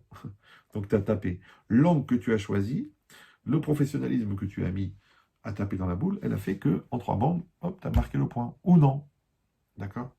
Donc cette logique-là, c'est quoi? Ça s'appelle la mise en cause. Maintenant, si c'est ça la mise en cause, en français, comment ça s'appelle? Ça s'appelle la responsabilité. C'est d'accepter que je suis la cause de la réalité, ça s'appelle la responsabilité. Encore une fois, ça peut être partagé, on peut être plusieurs. Ouais. Mais il faut accepter ce principe-là de la mise en cause. Maintenant, si la cause, c'est la loi de causalité, et la mise en cause, on l'a dit, c'est la responsabilité, alors c'est quoi la remise en cause? Ça y est, j'ai déjà en cause. C'est bon, je suis en cause, je suis la cause, je suis en cause. Ok. Mais c'est quoi la remise en cause? Ben, c'est très simple. D'accord, c'est la répétition. D'accord? Comme copier, recopier. Ok, d'accord. Manger, remanger. Donc en fait, c'est quoi le re? Le re, c'est ce qui fait la perpétuité d'un phénomène. Donc si on dit que la cause, c'est la loi de causalité, et la mise en cause, c'est la responsabilité, donc la remise en cause, c'est la perpétuité du sentiment de responsabilité. Alors, comment on l'appelle en français? La perpétuité du sentiment de responsabilité, la maturité. La maturité, d'accord. Donc ça veut dire que la remise en cause, en vérité, c'est quoi? C'est un signe de maturité. Donc c'est pour ça que les gens immatures n'arrivent pas à se remettre en cause. Et que la difficulté à se remettre en cause, elle est liée au manque de maturité. Donc au lieu de m'évertuer, de me casser la tête et de me prendre la tête, et c'est à cause de qui, c'est à cause de toi, c'est où, c'est quoi, c'est comment, c'est pourquoi, c'est les tenants, les aboutissants. Réfléchis d'abord, est-ce que tu veux assumer? Est-ce que tu as un rapport de maturité avec la situation? Ou tu as un rapport d'immaturité? Si tu as un rapport d'immaturité, c'est normal que tu n'arrives pas à te remettre en cause. Par contre, le contraire, si tu as un rapport de maturité, bah, tu vas te remettre en cause. Comme tu vas te remettre en cause, tu vas trouver la cause. Comme tu vas trouver la cause, tu vas trouver la solution. Voilà, voilà, voilà. Prenez le temps de bien digérer ça parce que vous gagnez à peu près 10 ans de yeshiva et 21 ans de thérapie. Donc si c'est ça, ça veut dire quoi? Ça veut dire que, encore une fois, ouais, je crois à Hachem, je crois en Dieu, et j'accepte que la réalité qui est en face de moi, elle est adaptée à moi, et j'accepte de me remettre en cause pour cette réalité. Ouais, pourquoi? Parce qu'en fin de compte, c'est cette réalité qui va me faire grandir. Maintenant, réfléchissez bien. Est-ce que je suis remis en cause par le fait que la mangue, parfois elle est jaune, parfois elle est verte, d'accord? Est-ce que je suis remis en cause par le fait qu'en Bolivie, il y a plus d'hommes que de femmes? Non. Donc en fait, je suis remis en cause par un certain nombre d'éléments. Et ces éléments-là, bizarrement, je les rencontre dans ma vie. Et bizarrement, c'est ces gens-là, et c'est des phénomènes qui me sont proches. Et à plus forte raison, quand il s'agit de personnes. Parce que la personne, elle a un pouvoir de remise en cause encore plus fort que la situation. D'accord? C'est comme si j'ai couru, j'ai raté le train. Je m'énerve, je m'engueule, je me prends la tête, je me stresse. Il est parti le train. Voilà. Il est parti. Tu vas t'engueuler avec le train, tu vas t'engueuler avec la SNCF. Tu penses qu'il est parti trop tôt, ou tu penses que toi t'as tardé trop pour préparer des valises. Donc ça veut dire quoi? Quand c'est par rapport à un phénomène, c'est plus facile de s'arranger, d'accepter et de passer à autre chose que quand c'est par rapport à une personne. Parce qu'il y a une conscience là-bas, parce qu'il y a une volonté, et puis surtout parce qu'il y a quelqu'un à accuser. Qu'est-ce qu'il va faire le bon Dieu? Il va m'envoyer des gens qui vont me mettre en situation de remettre en cause, de remise en cause. Et moi, je vais avoir deux solutions. Soit je vais accepter l'épreuve, ouais, et je vais grandir avec, soit je vais rejeter l'épreuve. Je vais accuser, je vais acculer, je vais envoyer les paîtres, je vais dire que je ne suis pas concerné, je vais mal le prendre, je vais mal le vivre, c'est moi qui décide. C'est comme tu veux. Maintenant, il faut savoir une chose très très importante. Quand je ne travaille pas à l'école, je redouble. Et bien dans l'école de la vie, quand je n'assume pas les épreuves que le bon Dieu m'envoie, je redouble. D'ailleurs, les gens ils me disent, oui mais Rav, comment ça se fait que j'ai toujours les mêmes épreuves? Je dis, parce que je redouble. Fais tes exercices. Tu vois des couples, 8 ans, 10 ans, 15 ans de mariage, ils sont encore ta soeur, ta mère, vous les Tunisiens, j'en ai marre, ça me saoule, tu me parles mal, t'es grosse, tu pues. Et moi, jusqu'à quand? Tu veux pas grandir? Tu veux pas passer en seconde, en première, en terminale, en fac, tu veux pas? Eh ben, il y a aussi il y a aussi la terminale du couple, il y a aussi la fac du couple, il y a aussi le doctorat du couple. Avancez, mais allez travailler, allez faire les exercices. Mais si tu vas pas, t'apprends pas les devoirs et tu ne fais pas les exercices, eh ben tu grandis pas. Et après tu te dis, mais c'est pas possible, 15 ans de mariage, on a les mêmes engueulades que la première semaine. Ouais, encore, ta race, ta mère, ta truc, pas fatigant. En bataille, c'est pas chaud. C'est parce que l'État, il n'est pas intéressé à ce que tu grandisses. Et nous-mêmes, nous sommes des paresseux de l'existence. Parce que pour avancer, pour évoluer, pour améliorer, il faut se remettre en cause. C'est pour ça qu'il faut faire de la musculation de remise en cause. Ce que j'appelle souvent la musculation existentielle. Tu travailles et tu grandis. Et donc c'est marqué ici que la plus grande épreuve, c'est l'autre. Donc puisque la plus grande épreuve, c'est l'autre, c'est aussi la plus grande occasion de grandir. C'est la meilleure manière de devenir meilleur. C'est par rapport à l'autre. Donc Hachem, qu'est-ce qu'il va faire? Il va envoyer des gens, il va créer des circonstances, il va créer des rencontres Oui, et là, je vais rencontrer des gens qui me font plaisir, et des gens qui m'énervent, et des gens qui me saoulent, et des gens qui me volent, et des gens qui m'escroquent. Ouais. Et qu'est-ce que je vais faire avec ça? Qu'est-ce qu'il veut? Qu'est-ce qu'il veut le bon Dieu? Ouais. En fait, il me met en situation de grandir. Évidemment qu'il y a la loi, que celui qui a volé, il va être puni, celui qui a escroqué, il doit rendre l'argent, c'est sûr. Mais à part ça, moi, au niveau personnel, je dois réfléchir. Pourquoi je suis rentré dans ce traloued? Et pourquoi je m'énerve? Et pourquoi je me mets dans un état pareil? Et pourquoi je casse tout dans la maison? Je dois réfléchir. Alors, je peux toujours accuser, c'est ce qu'ils font les nerveux en général. Oui, mais pas, vous la connaissez pas, elle m'a poussé à bout, elle me répond, un truc. Lui aussi, il m'énerve, il me casse, il me détruit. Ok, ok, ok. Ça veut dire quoi? Ça veut dire que je suis dans une épreuve que je ne peux pas surmonter. C'est-à-dire qu'Hachem, il m'envoie une situation que je ne peux pas assumer. C'est-à-dire qu'Hachem, il n'est pas juste. Hachem, c'est pas le Dieu de la justice. Ouais, il me donne pas des épreuves que je peux assumer. Non, non, non. Moi, je dois accepter la situation. Moi, je dois me donner les moyens. Maintenant, c'est moi qui travaille mes midotes. C'est moi qui cumule la Torah. C'est moi qui améliore ma façon de me comporter. C'est moi qui travaille ma sérénité. C'est moi qui construis mon être intérieur pour avoir le pendant du monde extérieur. Parce que si moi, je pèse 20 kilos et que l'épreuve, elle pèse 100 kilos, mais je suis emporté. Mais comment ça se fait que pour une personne de 30 ans, on t'envoie une épreuve de 30 ans et tu te conduis comme un gamin de 8 ans? Tu es censé avoir 30 ans, quel âge tu as? 30 ans? Oui, 30 ans. Oui, tu as 30 ans? Oui, j'ai 30 ans. Oui, oui, j'ai 30 ans, bien sûr, j'ai 30 ans. Oui, tu as 30 ans? Oui, j'ai 30 ans. Alors dis-moi, pourquoi tu te conduis comme un gosse de 8 ans? Pourquoi tu nous fais des mesquineries? Pourquoi tu mens? Pourquoi tu évites? Pourquoi tu esquives? Pourquoi tu accuses? Pourquoi tu renvoies la responsabilité? Pourquoi tu transfères la culpabilité? Parce que tu te conduis comme un gamin de 8 ans. Tu peux m'expliquer comment un homme de 30 ans il se conduit comme un gamin de 8 ans? Mais c'est très simple. Parce qu'il n'a pas fait les exercices. À l'école de la vie, il n'est pas passé de classe. Chaque année, tu passes de classe. Chaque année, tu évolues. Et on est condamné à ça. Regardez Rosh Hashanah. Rosh Hashanah, on croit que c'est le début de l'année. Mais non, Rosh Hashanah, Shana en hébreu, ça veut dire année. Mais ça vient de Shinui. Shinui, c'est changement. Donc Rosh Hashanah, ça veut dire le début du changement. Donc il y a un cycle, d'accord, qui part du premier Tishri, Rosh Hashanah, et qui revient, d'accord, à la fin de l'année. Ben, c'est un cycle. Un cycle de quoi? Un cycle de changement. Parce que les changements auxquels tu t'es engagé le jour de Rosh Hashanah, c'est ce qui va t'emmener jusqu'au bout. Ah, tu dis oui, mais dans un an, c'est compliqué, c'est loin pour moi. Alors c'est pour ça qu'on a fait Rosh Chodesh. Rosh Chodesh, ça veut dire la tête du mois, mais Chodesh, ouais, ça veut dire aussi Chidouche, ça veut dire aussi Chadash, ça veut dire nouveau. Donc Rosh Chodesh, ça veut dire le début du changement, ouais, le début du renouvellement. Ah, tu dis oui, mais même un mois, c'est compliqué, c'est une séquence qui est trop longue pour moi. Moi, je peux pas, j'ai un gros Yetzirah et tout. Ah, on dit ok, alors on t'a dit, chaque jour, une personne, elle est Bria Hadasha. Chaque jour, quand tu te réveilles, tu dis Modéani. Il y en a qui ne sont pas réveillés ce matin. Toi, tu t'es réveillé. Si tu t'es réveillé, ça veut dire qu'il y a encore quelque chose à faire, il y a encore quelque chose à améliorer, il y a un travail à faire avec ta femme, il y a un travail avec tes enfants, il y a un travail à faire avec ton business, il y a un travail à faire avec l'amélioration des mitzvot, avec ton rapport à l'autre, avec ton rapport à toi-même. Tous les jours, tu es Bria Hadasha, tu es une nouvelle créature. Ouais, c'est Dafradash, c'est une nouvelle page. On dit en français, tourner la page. C'est une page neuve. D'accord? Donc ça veut dire qu'on est confronté perpétuellement au renouveau.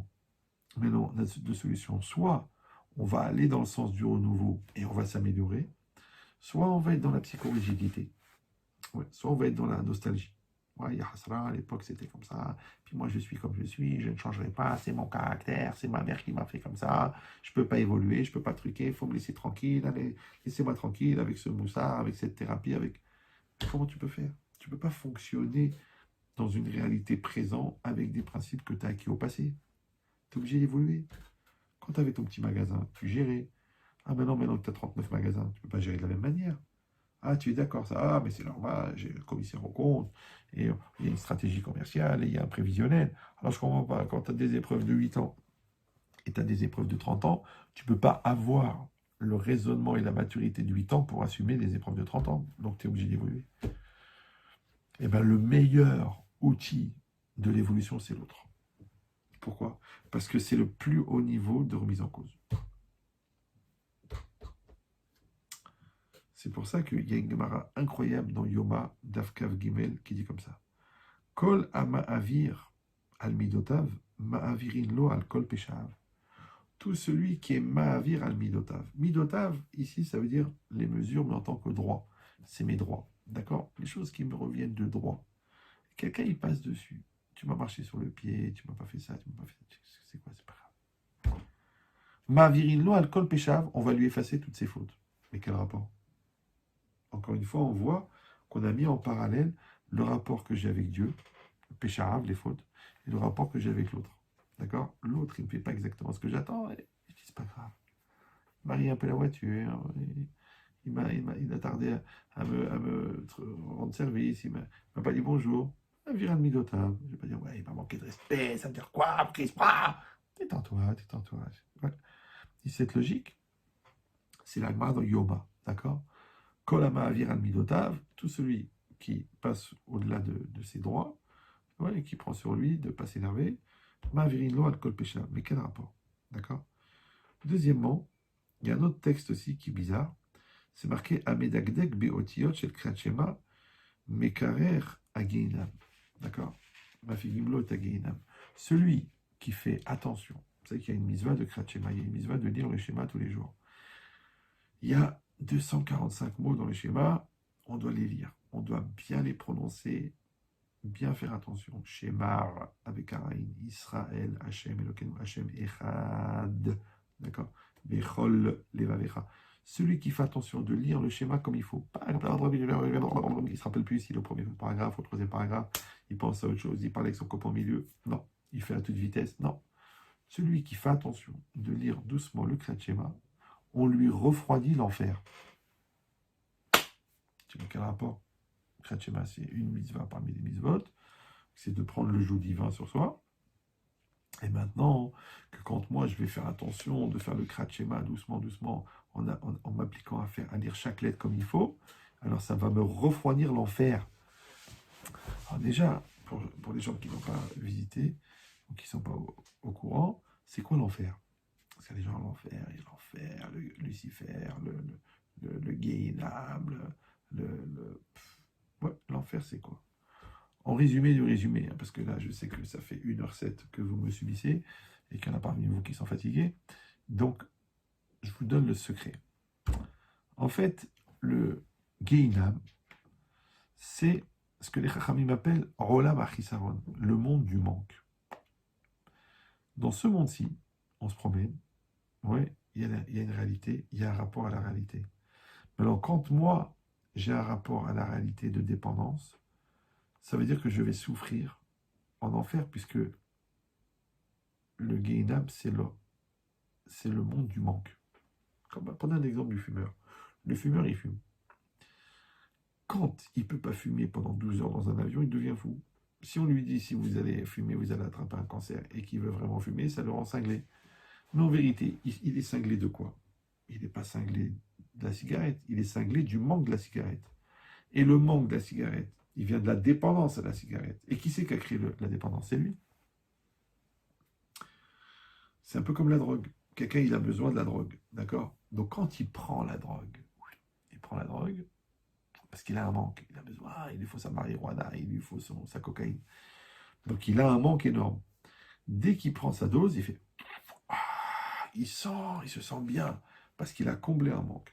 Le problème, c'est que le fait de combler le manque dans un manque, ça augmente la dépendance. Du coup, maintenant, il lui faut une encore plus forte dose. Ouais. La preuve, c'est que quand quelqu'un il veut faire une désintoxication, on l'envoie dans un hôpital, et là-bas, qu'est-ce qu'on fait? Ben, c'est très simple, on le met dans une pièce cabitonnée, sans drogue. Et il s'excite, et il s'énerve, et il crie, il veut tuer tout le monde. C'est que les gens, ils volent pour la drogue, ils tuent pour la drogue, ils se prostituent pour la drogue. C'est très, très puissant. Mais en vérité, la drogue, c'est quoi? C'est la culture du manque. On t'a mis en situation de manque. D'accord? Et quand quelqu'un est manquant, il veut combler ce manque. Ok. Donc le dealer, c'est pour ça que la première dose, il va toujours te la donner gratuite. Ouais. Comme les gens qui prennent du shit et tout ça, il dit bon, c'est de l'herbe, c'est rien de grave. Mais le shit, à la limite, c'est pas grave. Ce qui est grave, c'est que tu peux pas t'en passer. L'autre, il est drogué au shit, l'autre, il est drogué à la bouffe, l'autre, il est drogué au kavod, au respect qu'on lui donne, l'autre, il est drogué à l'image, l'autre, il est drogué à la richesse, du coup, maintenant qu'il n'a plus rien, l'objet de voler pour combler ce manque de richesse. Donc, ça veut dire qu'en vérité, toute la vie, on est confronté à une certaine réalité. Cette réalité, elle contient une matérialité. Cette matérialité, on peut ou la maîtriser, ou être maîtrisé par elle. Quand je suis maîtrisé par elle, ça s'appelle la dépendance. La dépendance, elle crée le manque. Le manque, il crée la frustration. La frustration, il crée l'enfer. Bah oui, parce que quand quelqu'un va mourir, il va arriver là-haut à 120 ans. Ouais. Alors celui qui veut son petit café, il n'y a pas de café. Celui qui n'arrive pas à vivre sans bouffer, il n'y a pas de bouffe. Celui qui a besoin absolument de la débauche, il n'y a pas de débauche. Celui qui a absolument besoin de se mettre en colère, il n'y a personne vers qui va se mettre en colère avec un ange qui fait 4000 km de large. Il ne peut rien faire. Donc, en vérité, l'enfer, c'est l'endroit de la frustration. Donc, juste un petit test comme ça qui peut être bien pour chacun, c'est que si quelqu'un se demande c'est quoi l'enfer, ils viennent chez moi, Père Méchétri, c'est quoi l'enfer? C'est des flammes, c'est de la braise, c'est de la lave en fusion, on va être mis dans de l'eau bouillante, on va découper en morceaux, on va nous imposer le visage de notre belle-mère. Non, pas ce point-là. D'accord? Non, non, tu veux connaître ton enfer, si tu veux savoir à quoi il va ressembler ton enfer, tu regardes de quoi tu es dépendant. Bah oui, parce que ici, tu crées une dépendance. Quand tu meurs, tu gardes la même dépendance, mais puis tu ne peux pas la combler. Donc le fait de ne pas pouvoir la combler, ça crée l'enfer. D'ailleurs, la preuve, c'est que c'est comme le fumeur quand il rentre dans l'avion, il dit oh ben dis donc, ça va être l'enfer. Ouais. Quand le non-religieux il rentre dans une synagogue, il dit quoi, il y a quoi, combien ça dure 4 heures, ça va être l'enfer. Donc en fait, l'enfer, c'est le fruit de la frustration. Donc vous avez compris qu'il y a deux manières de vivre dans la vie. Soit tu vas combler tes manques, soit tu vas maîtriser tes manques. Maintenant, il y a la matérialité et la spiritualité. Dans la spiritualité, il faut combler les manques, et dans la matérialité, il faut maîtriser les manques. C'est pour ça que dans la bouffe, tu fais attention à ce que tu manges, tu vois que tu manges trop, tu vois que tu bois trop, tu vois que tu fais n'importe quoi avec ton corps, tu dis il faut maîtriser. Donc en fait, dans la matérialité, il faut maîtriser, d'accord, le manque. J'ai un manque, j'ai faim. Eh ben tu manges pas. Ouais. Quand on dit quand tu as faim, bah, tu bois de l'eau chaude. Quand tu as soif, tu bois de l'eau froide. Tu dis j'ai envie de manger 3 kilos de charcuterie. Non, des haricots verts. Des haricots verts, c'est la mort. C'est l'enfer. Eh oui, mais tu maigris. Donc ça veut dire quoi? Ton corps, il se sent mieux. Il y a moins de gras dans ton corps. Donc ça veut dire quoi? Ça veut dire que tu vois que le rapport à la matérialité, ouais, il doit être dans la maîtrise. Le rapport à la spiritualité, il doit être dans le comblé. Parce que tu as besoin du schéma, tu as besoin d'être fini, donc tu as besoin de la Torah. Vas-y, comble. Ouais. Et tu là, le manque, il faut le combler, le manque, il faut le maîtriser. Mais comme les gens, ils font l'inverse, qu'ils maîtrisent dans le spirituel, ils disent, bon, c'est déjà pas mal, j'ai mis une kippa l'année dernière. Et dans la matérialité, ils sont toujours en demande, et encore mieux, et encore plus, et encore plus. Donc ils sont de plus en plus dépendants. Alors le problème, on a dit que la dépendance, elle crée la frustration, puisque l'endroit où tu ne peux pas combler ta dépendance, ben tu vas souffrir. Et c'est toi qui es le seul responsable de ta souffrance. C'est comme si toi, tu ne mets pas le respect dans ta maison. Après, tu dis, ouais, il y a que des insultes dans cette maison. Ben, tu n'as pas mis le respect. Ouais, toi, tu ne mets pas de la gentillesse dans la maison. Tu dis, ouais, c'est quoi cet enfant? Chacun, il pense à lui. Mais c'est toi qui n'as pas mis. C'est-à-dire que quand tu as créé le manque, tu as créé la frustration qui va venir avec le manque. Alors, si c'est ça, comment ça se passe la vie? Ben, il y a une réalité qui est devant moi. Ouais.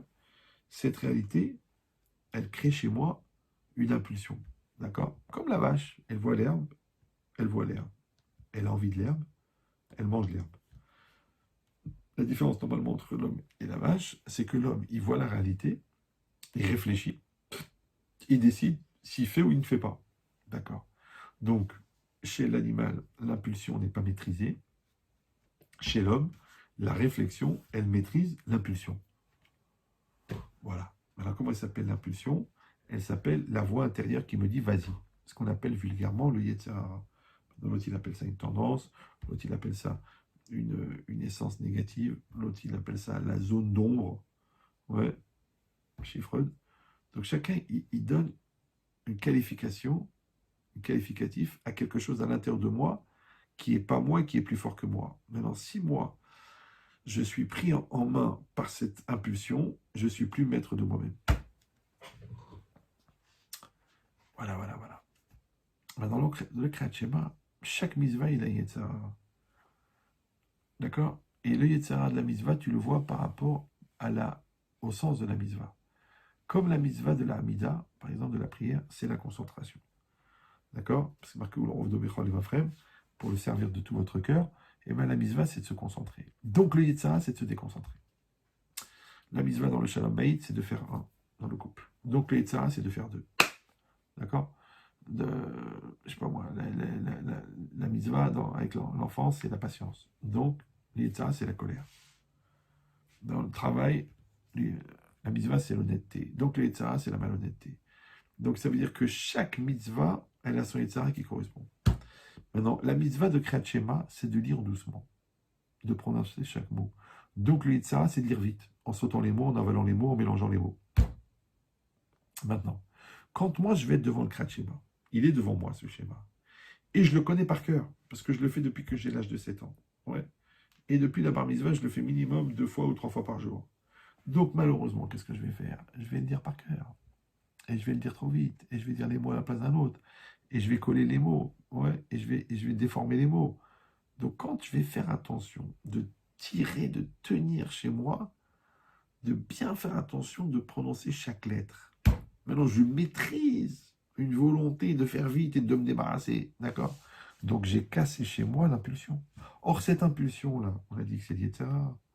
Donc, et que cette impulsion-là, comment elle est réparée après la mort? Parce qu'on met en situation de frustration où je ne peux rien faire. Je peux crever, mais mon impulsion, je ne peux pas la combler. Donc si moi, j'ai fait le travail de la maîtrise de mes impulsions, de mon vivant, donc je n'ai plus besoin du Gehinam pour réparer ce que je n'ai pas maîtrisé ici.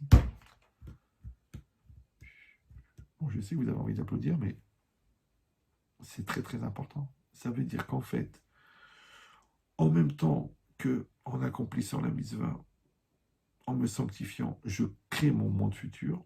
En même temps, ouais, en luttant contre mes pulsions, je refroidis mon enfer. J'élimine l'enfer. J'élimine le Gehinam. Alors si c'est ça maintenant, on réfléchit. Donc puisque chaque épreuve, en fin de compte, elle me permet de grandir, et que chaque épreuve, elle est adaptée à moi, et qu'on a dit que les épreuves les plus fortes, ce sont les épreuves qui impliquent l'autre, d'accord? Parce qu'encore une fois, on est moins remis en cause par un phénomène que par une personne. Donc puisque la plus grande épreuve, c'est l'autre, donc automatiquement, la plus grande frustration, c'est l'autre, donc automatiquement, la plus grande maîtrise nécessaire, ça sera l'autre.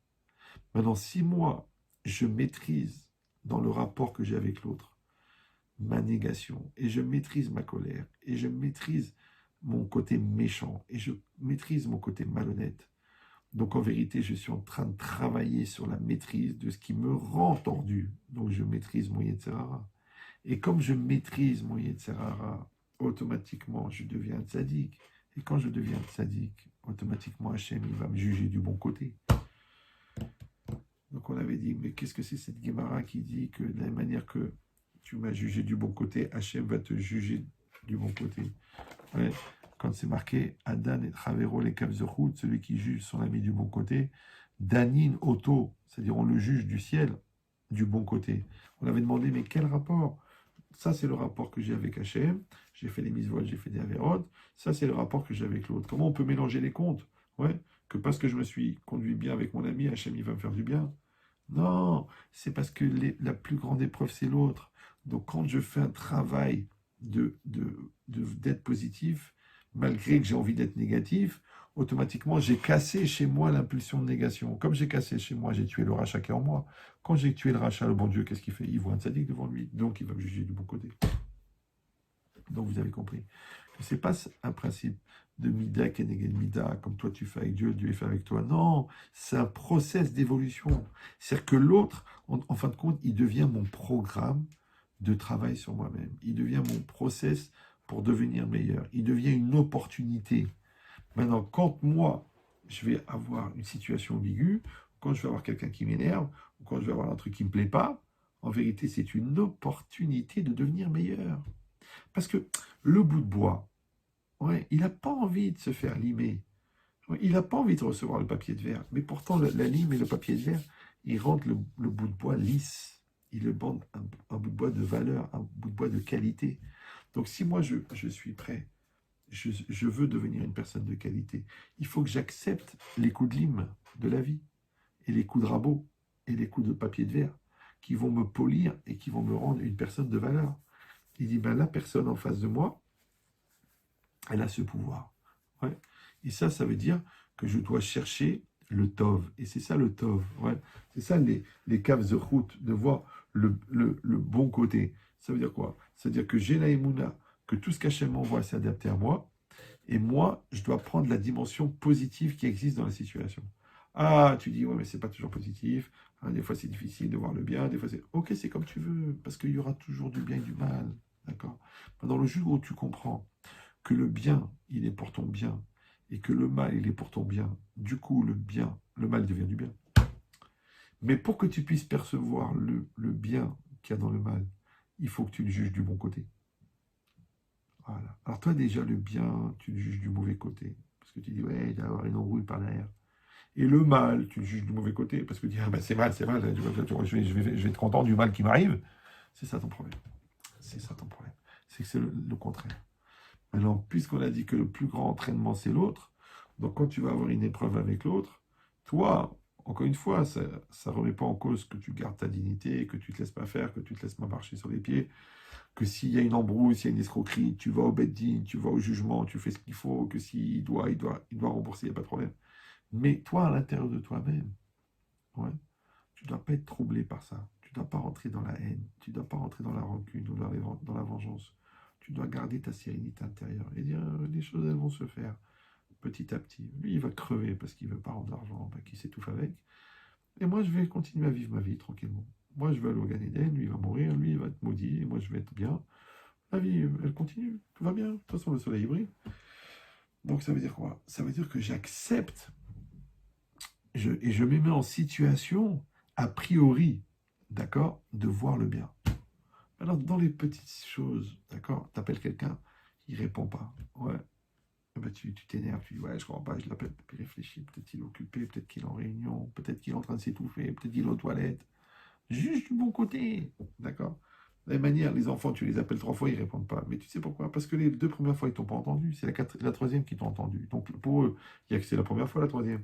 Donc, toi, tu t'énerves parce que tu dis, pourquoi vous répondez pas tout de suite? Mais ils t'ont pas entendu. De la même manière, l'autre, tu lui as demandé quelque chose, il a oublié. Mais toi aussi, tu oublies des choses. D'accord? Alors vas-y, juge-le du bon côté. Donc chaque chose, ouais, tu dis, ah, ma femme, elle a vieilli, mais toi aussi, t'as vieilli, Baba. Où il est le gigolo de l'année, de l'époque? Ouais. Donc, c'est-à-dire, dans chaque chose, tu dois être capable de voir le positif. Ouais. Et ça, c'est ça le Lekaf de Chut. Donc, quand la Mishnah, elle a dit, Avedan et Kol Adam Lekaf de Chut, tu dois juger tout homme du bon côté. Ça veut dire que chacun d'entre nous, il a du tov. Chaque situation, elle a du tov. Ouais. Chaque être, chaque circonstance, elle a du tov. C'est pour ça qu'on avait dit déjà ce Rav Israël Salanter qui dit, de Baal Shem Tov, qui dit Atzadik Roeta Tov. Le tzadik, il voit le bien chez l'autre, même s'il y a du mal. Le rachat, il voit le mal chez l'autre, même s'il y a du bien. Maintenant, le jour où tu vas réfléchir que pourquoi tu vois le mal, tu sais pourquoi? Ils disent les psychologues, parce que tu projettes la mort que tu contiens. Donc si tu exprimes la Ramma, c'est que tu contiens la Ramma. Ouais, si tu vois le mal, c'est que toi-même t'es mal. Ça veut dire que t'es pas construit, ça veut dire que t'es pas entier, t'es pas complet.